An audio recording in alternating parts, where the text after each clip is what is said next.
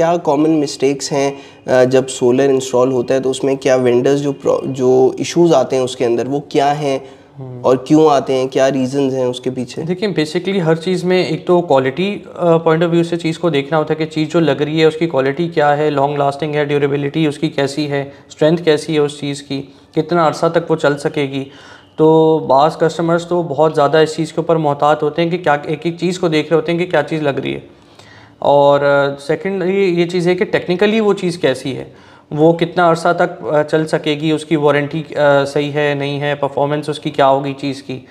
तो इन दोनों एस्पेक्ट से चीज़ को देखना होता है और पूछना चाहिए जो कंपनी सोलर इंस्टॉल कर रही है उससे कि आप पैनल कौन सा लगा रहे हैं, इन्वर्टर कौन सा लगा रहे हैं, जो इलेक्ट्रिकल इक्विपमेंट है उसमें आप क्या क्या चीज़ें यूज़ कर रहे हैं। थोड़ा सा ख़ुद भी क्लाइंट रिसर्च कर ले कि भाई इसमें क्या चीज़ बेहतर आती है।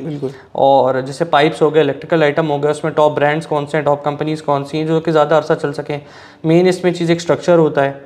तो हमारी तो कोशिश होती है कि डीएचए क्लाइंट्स, क्योंकि वहाँ पे सीवीयू की तरफ रस्ट वगैरह ये ज़्यादा है और डीएचए की तरफ, तो वहाँ पे हम एल्युमिनियम स्ट्रक्चर्स लगा कर देते हैं। गैल्वेनाइज्ड आयरन एक मटेरियल है, उसके स्ट्रक्चर्स हम ज़्यादातर लगाते हैं क्योंकि नॉर्मल आयरन जो है वो रस्ट कैच करता है ज़रा क्विकली।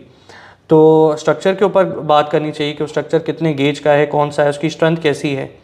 तो बाज़ दफ़ा गलती भी होती है कि क्लाइंट जो है वो बिल्कुल नहीं देखता, सिर्फ एक सोलर का कॉन्ट्रैक्ट ये देखता है कि भाई प्राइस क्या लिखी, प्राइसिंग क्या आ रही है, इसकी कोट आई है मेरे पास 25 लाख की, इसकी कोट आ रही है, वही काम मुझे 19 लाख में करके दे रहा है।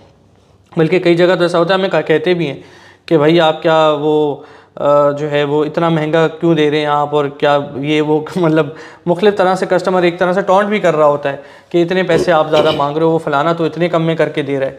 तो अक्सर जगह ऐसा हुआ है कि हमने जब कोट्स मंगाई हैं और हमने देखा है कि वो दे क्या रहा है, तो फिर हम क्लाइंट को कहते हैं भाई आप ये भी तो देखें कि वो दे क्या रहा है। तो मटेरियल की डिटेल्स में तो आप गए नहीं है, वारंटीज़ आपने चेक नहीं की कि एक आइटम है उसकी वारंटी 2 साल है, एक आइटम है उसकी वारंटी 5 साल है, ठीक है। एक आइटम है वो वाटर प्रूफ है, रस्ट प्रूफ है, एक आइटम जो है वो एक सिंपल एक चीज़ लगी हुई है। इसी तरह से क्वालिटी का फ़र्क है, बहुत सारे मटेरियल्स के अंदर ब्रांड्स का फ़र्क है, केबल्स हैं उनकी स्ट्रेंथ का फ़र्क है। राइट। तो बहुत सारी चीज़ें इसके अंदर देखने वाली होती हैं जो अक्सर क्लाइंट इग्नोर करके सिर्फ ये देख रहे होते हैं कि टोटल कॉस्ट मुझे क्या पे करनी है। और वो टोटल कॉस्ट पे करने के बाद जब चीज़ लग रही होती है छत पे, उस वक्त भी अनफॉर्चुनेटली बहुत सारे लोग नहीं देख रहे होते कि मेरे घर पे काम हो क्या रहा है। जब वो काम हो जाता है तो उसके बाद वो एक ऐसा होता है कि अक्सर तो ऐसा लगता है कि छत पे एक डिज़ास्टर खड़ा हो गया। अब बहुत सारी जगहों पे आप देखें कि बहुत अच्छे अच्छे खूबसूरत नए घर बने होते हैं, पर हम जब मतलब ड्राइव कर रहे होते हैं, जाते हैं देखते हैं और बाहर से जब देखते हैं कि घर के छत पे स्ट्रक्चर खड़ा हुआ है, तो देख के अफसोस होता है कि भाई करोड़ों का घर था पर इन्होंने लाखों का सिस्टम लगाते हुए ख्याल नहीं किया कि वो स्ट्रक्चर दिखने में ही बुरा लग रहा है। उसकी टेक्निकलिटीज़ तो आप एक तरफ छोड़ दें, पर एम्बियंस भी कोई चीज़ होती है और घर का एक लुक भी कोई चीज़ होती है।